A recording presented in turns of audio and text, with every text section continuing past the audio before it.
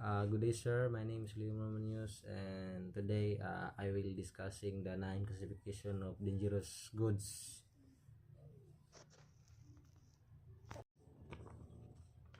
Explosive class 1. This one is explosive.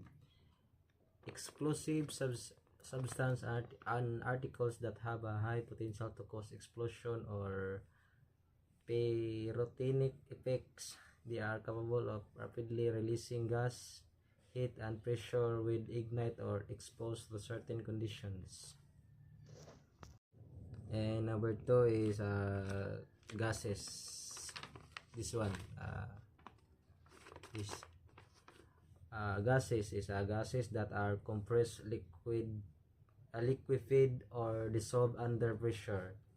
These are divided into flammable gases, propane, non-flammable, and non-toxic gases, and untoxic gases. Gases can pose hazards such as fire, explosion, and toxicity. Number 3 is flammable liquids. Liquids that have a flash point below 60 to 65 degrees Celsius to 140 to 149 and are capable of igniting and burning rapidly. Example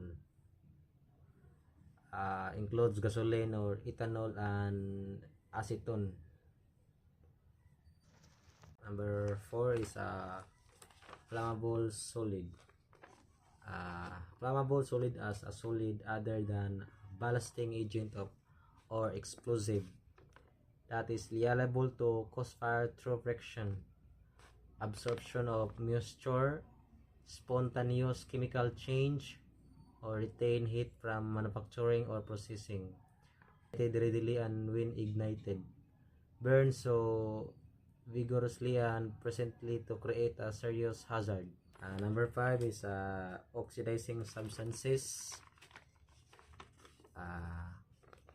Are chemicals that can cause other materials to lose electrons, leading to chemical reactions such as combustion, explosions, or corrosions.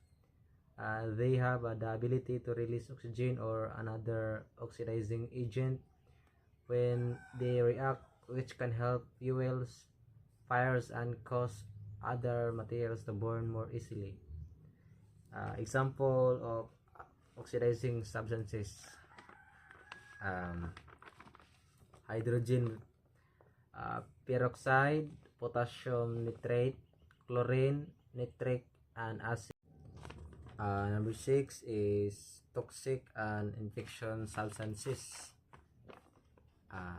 Toxic substances, materials that can cause serious harm or death if inhaled, ingested, or absorbed through the skin, or pesticides. And infection substances, materials that contain pathogens capable of causing disease in human or animals, or medical waste. Number 7 is radioactive materials. Radioactive materials, substance that emit ionizing radiation which can be harmful to humans and environment. Example, uranium, radioactive isotopes used in medical applications. It is corrosive substances. Corrosive substances that can destroy or irreversibly damage other materials upon contact.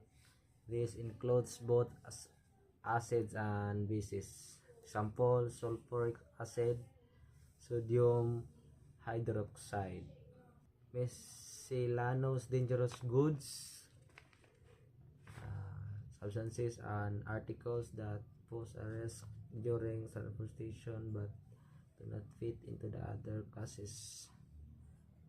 This includes environmentally hazardous materials, asbestos, and lithium batteries.